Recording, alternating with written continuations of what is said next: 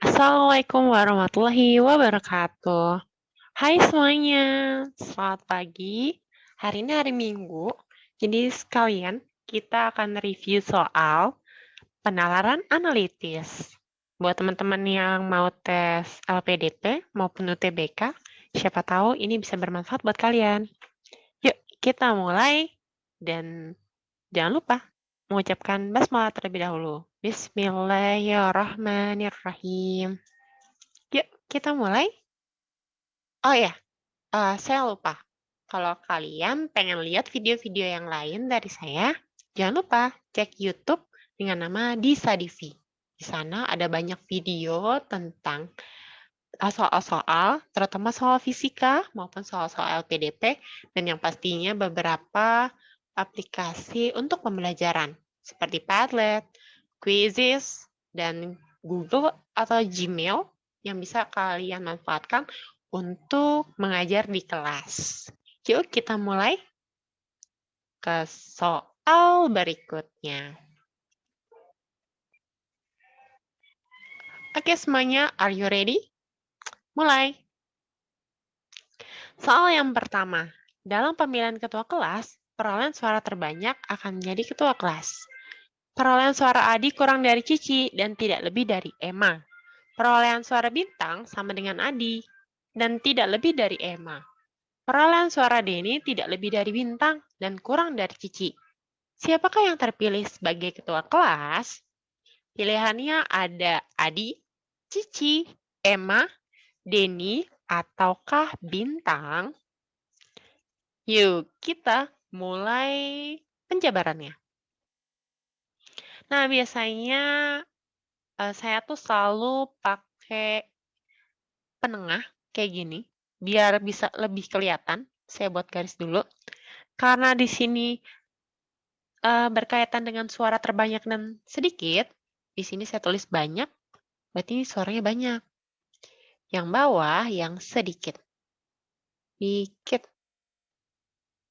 Nah, yang paling atas banyak, yang bawah yang sedikit. Kita mulai yuk dengan kalimat yang kedua. Perolehan suara Adi kurang dari Cici. Kurang dari Cici. Berarti Adi di bawah, Cicinya di atas. Dan tidak lebih dari Emma. Nggak lebih dari Emma. Berarti tetap Emma-nya di atas lagi. Bisa jadi sepantaran Cici, bisa jadi di atasnya Cici. Kayak gitu. Perolehan suara Bintang sama dengan Adi. Berarti Bintang sama kayak Adi. Kayak gini, Bintang. Dan tidak lebih dari Emma. Berarti benar ya, nggak lebih dari Emma. Soalnya Bintang di bawah. Perolehan suara Denny tidak lebih dari Bintang. Denny tidak lebih dari Bintang. Berarti Denny di bawah. Dan kurang dari Cici. Ya, benar. Kurang dari Cici. Siapakah yang terpilih sebagai ketua kelas? Nah, kalau kayak gini, otomatis jawaban yang paling benar adalah Emma. Oke, jadi jawabannya adalah Emma. C jawabannya. Di sini permainan katanya lumayan ya. Kurang dari, sama dengan, tidak lebih, tidak kurang. Kalimat yang seperti itu, dan itu mesti hati-hati. Jangan sampai terjebak. Oke, nomor 1 udah di screenshot. Kalau udah, kita lanjut ke soal nomor 2. Soal nomor 2. Tina, Rian, Iwan, Ubay, Ayu, Nana, Afi, dan Sam. Ini ada 8 anak ya. Makan bersama di sebuah warung yang menjual soto dan sate. Mereka makan di meja bujur sangkar di mana setiap sisi diisi oleh 2 orang. 3 orang dari mereka memesan sate dan tidak duduk bersebelahan. Ingat, ada kata kuncinya, tidak duduk bersebelahan. Tina memesan soto dan duduk berseberangan dengan Afi yang memesan sate. Ubay dan Ayu duduk di antara Iwan dan Afi. Rian duduk di antara Iwan dan Tina. Nana memesan sate, demikian pula dengan teman yang duduk tepat di seberangnya. Lalu, siapakah yang duduk di seberangnya Nana? Pilihannya ada Sam, Ayu, Iwan, Rian, atau Ubay. Nah, buat teman-teman semuanya, silakan dicoba dulu 1 menit, nggak apa-apa ya. Habis itu, kita akan bahas setelah ini. Oke, silakan.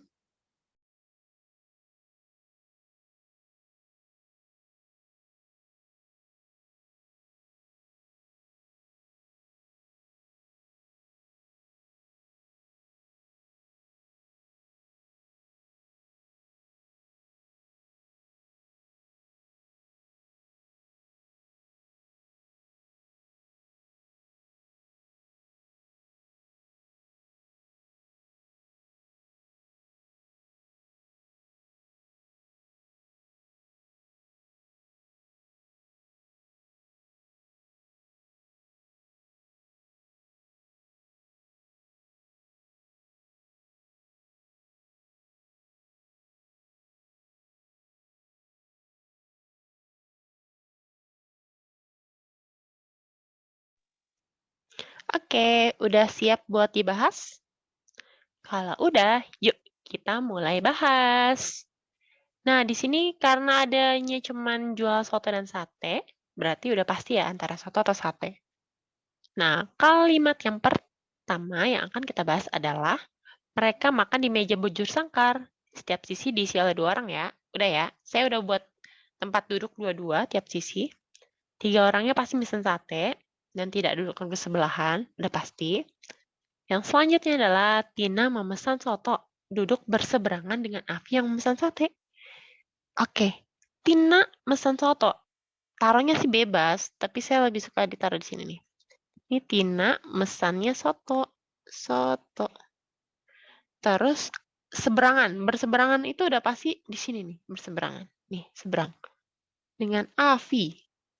Afi mesennya adalah sate. Nah, udah ya. Bebas, teman-teman mau taruh di sebelah mana, mau di kiri, tapi yang pasti kata kuncinya adalah berseberangan dengan Afi. Jadi Tina udah pasti berseberangan sama Afi. Oke, lanjut. Ubay dan Ayu duduk di antara Iwan dan Afi. Kita nggak tahu ya di mana mereka berdiri dan duduk ya, kita nggak tahu. Tapi kita tulis aja kayak gini. Iwan, Ubay, dan Ayu. Berarti saya tulis dulu Ubay. Habis itu ada Ayu. Terus duduk di antara Iwan dan Afi. Iwan. Afi. Strip, strip, strip. Ini Ubay ya. Terus Rian duduk di antara Iwan dan Tina. Ini kan Iwan ya? Ini Iwan nih. Ini Iwan. Terus ada Rian. Itu duduk di antara Iwan dan Tina. Berarti saya tulis Rian. Tina-nya di sampingnya. Rian yaitu Tina. Nah. Oke ya. Clear ya? Tadi kan ada Iwan ya. Udah. Tinggal tatakin aja Rian. Dudukin Rian di antara Iwan dan Tina. Nana memesan sate, demikian pula dengan orang duduk tepat di seberangnya. Kita nggak tahu Nana di mana. Kita mulai aja. Gimana? Oke? Oke. Kita lihat urutannya di sini. Keren banget di sini urutannya. Di sini ada Avi. Nih, ini kita punya Avi di sini. Dan kita punya Avi di sini. Dah. Kita butuh Tina. Nah, Tina kan di sebelah sini ya. Nah, ini Tina. Saya nggak mungkin nulis di sebelah kirinya Avi itu Ayu. Karena di sini tuh 2, 3, 4. Bedanya 4 bangku. Kalau lewat kiri kan nggak bisa ya. Kiri tuh cuma 2. Ini cuma ada 2 nih ya. Ini 2. Ya. Sedangkan yang sebelah kanan itu ada 4. 2, 3, 4. Berarti pas. Sebelahnya Avi itu saya tulis di sini Ayu. Habis itu Ubay. Ubay. Terus Iwan. Iwan. Terus Rian. Rian. Habis itu Tina. Nah, clear? Seru ya? Seru banget. Lanjut. Lanjutnya lagi adalah di sini, kata kuncinya adalah gini. Oh, kita nggak tahu nih, Nana sama Sam duduk di mana. Nana sama Sam tuh duduk di mana. Sam duluan kah atau Nana duluan yang duduk di sini? Kita nggak tahu. Tapi ada kata kunci berikutnya. Ini. 3 orang dari mereka memesan sate dan tidak duduk bersebelahan. Tidak duduk bersebelahan. Kan Afi mesen sate nih. Ya nggak sih? Afi kan mesen sate. Berarti yang di sebelah sini, yang kirinya Afi, itu nggak mungkin sate juga. Karena dia tidak duduk bersebelahan. Otomatis yang mesen sate di sini, sate. Dan yang mesen sate itu adalah ini nih. Nana memesan sate. Nana. Clear? Oke. Gak usah bahas Sam itu apa dan segala macamnya, tapi kata kuncinya adalah siapakah yang duduk di seberangnya Nana? Seberangnya Nana adalah Iwan. Oke. Berarti jawabannya adalah Iwan. C. Jawabannya C. Iwan. Clear ya? Clear. Sip. Berarti Iwan itu mesennya sate. Gimana? Mudah?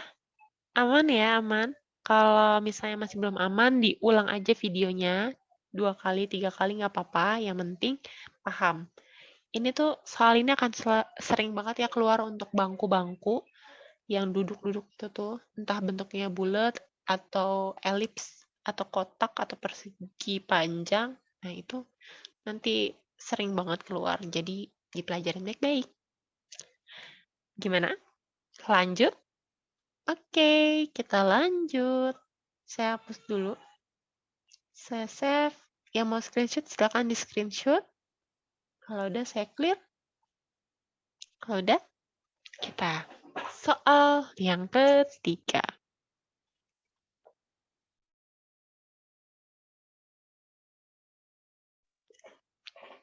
Lanjut, soal yang ketiga. Seorang presenter acara hiburan harus membaca surat yang dikirim pada para pemirsa. Surat A dibaca menjelang akhir acara. Surat B dibaca lebih dulu dari surat A, tapi bukan sebagai pembuka. Surat C dan D dibacakan berurutan di antara surat E dan B. Surat siapakah yang dibaca paling awal? Surat A, surat B, surat C, surat D, ataukah surat E? Oke, semua teman-teman nih. Dicoba terlebih dahulu, kurang lebih 1 menit, nanti kita akan langsung bahas. Silakan.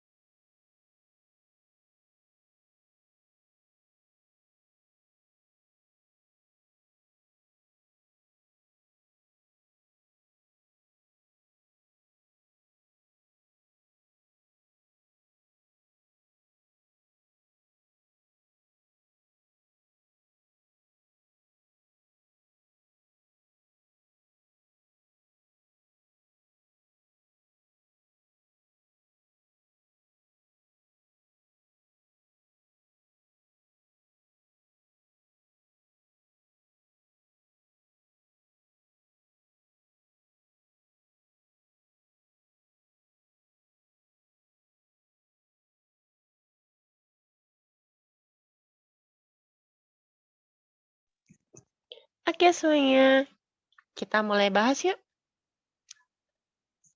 Kita mulai.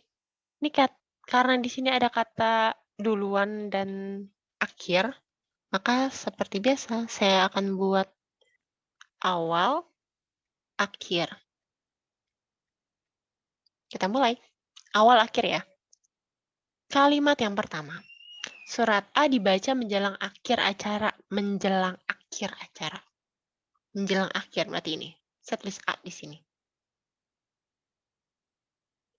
Habis itu, surat B dibaca lebih dulu dari surat A.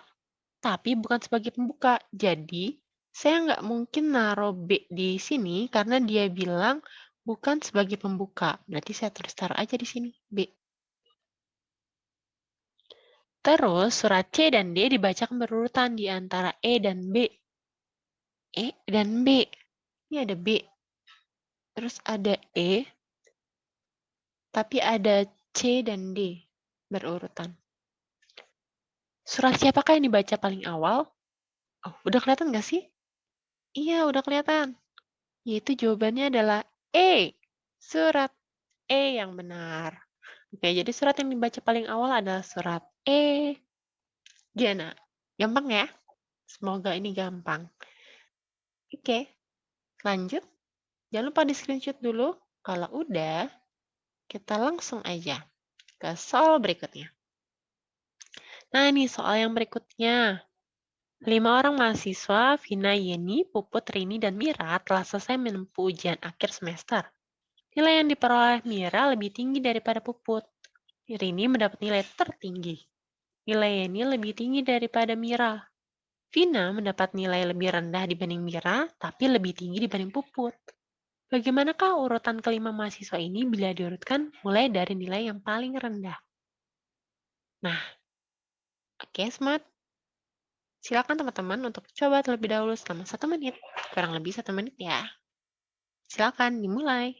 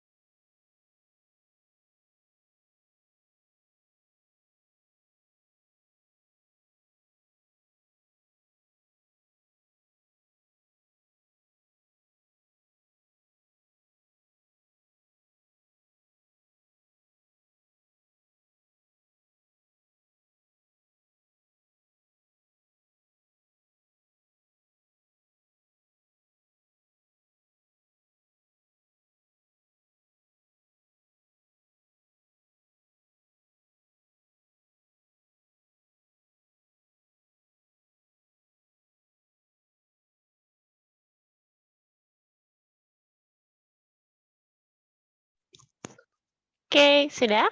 Wah, saya sudah memberikan waktu yang lumayan nih. Semoga bisa langsung ketemu. Kita mulai.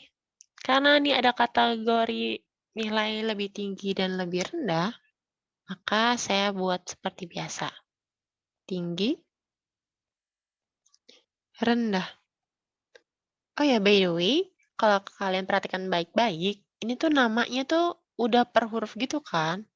Jadi kadang kita tuh nggak perlu nulis sesuai nama panjangnya gitu, biar mempercepat, yang biar lebih efisiensi gitu loh kalau ngerjain. Jadi kita tulis aja huruf depannya, biar gampang. Oke, sekarang kita mulai. Nilai yang diperoleh Mira lebih tinggi daripada Puput. Lebih tinggi. Mira lebih tinggi daripada Puput. Rini mendapat nilai tertinggi. Saya taruh di atas Rini. Nilai Yeni lebih tinggi daripada Mira. Nilai Yeni lebih tinggi daripada Mira. Oh, Yeni. Di sini samping. Vina mendapat nilai lebih rendah dibanding Mira. Mira berarti tadi Vina. Tapi lebih tinggi dari Puput. Oh, pas ya. Bagaimanakah urutan mahasiswa ini jika diurutkan mulai dari yang paling rendah? Rendah mulai dari Puput. Oke, yang ini A salah ya. Yang kedua Vina. Oh, Vina, oh masih benar yang 3. Terus, habis itu Mira. Mira, oh ini salah, ini salah. Nah, berarti jawabannya adalah D. Oke, udah ya? Oke, kalau udah, jangan lupa di screenshot atau save dulu. Kalau udah, kita lanjut ke soal yang terakhir. Nah, ini soal yang terakhir. Petra, Ita, Vidi, Gunawan, dan Caca masing-masing mengambil oleh-oleh yang sudah dibawakan pamannya dari Singapura. 3 anak mengambil kaos, sedangkan Gunawan hanya mengambil jaket. Ita mengambil parfum dan coklat.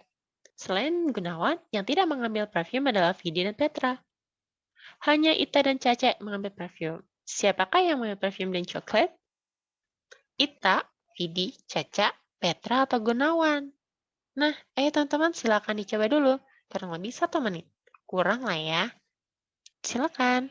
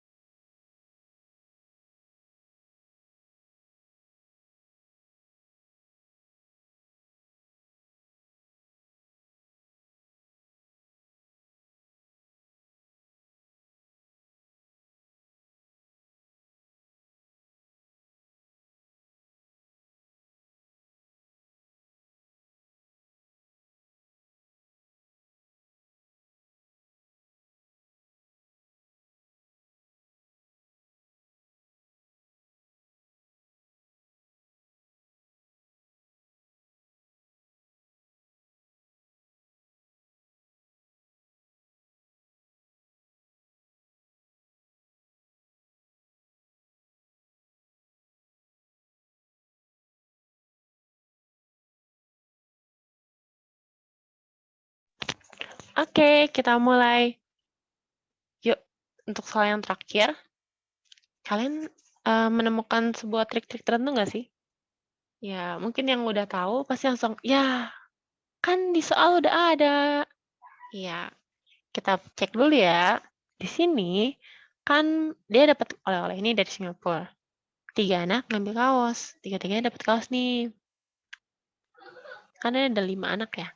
Nah, Gunawan itu ngambilnya cuma jaket doang. Ita ngambil parfum sama coklat. Gunawan tidak mengambil parfum. Selain Gunawan tidak mengambil parfum itu Vidi sama Petra. Vidi, Petra, enggak. Terus, Ita dan Caca tuh ngambil parfumnya. Berarti bisa kemungkinan Ita sama Caca. Tapi yang paling penting, di sini ada kata kuncinya. Ita itu ngambil parfum sama coklat. Sedangkan di pertanyaan, parfum dan coklat ditanyain. Jadi, jawabannya adalah Ita. Karena di soal udah kasih tahu bahwa Ita itu ngambilnya parfum sama coklat. Clear. Gak usah dicari lagi yang lain. Kadang soal itu ya nggak melulu kita harus mikir, tapi kita harus teliti dalam membaca soal. Kalau kita udah teliti, itu soal pasti lancar. Ya, itu aja dari saya 5 soal penalaran analitis. Semoga bisa membantu buat teman-teman semuanya. Terima kasih. Jangan lupa di-subscribe dan di-like channel ini ya, biar nanti bisa dapat video-video yang cocok buat pembelajaran kita semua. Terima kasih semuanya. Assalamualaikum warahmatullahi wabarakatuh.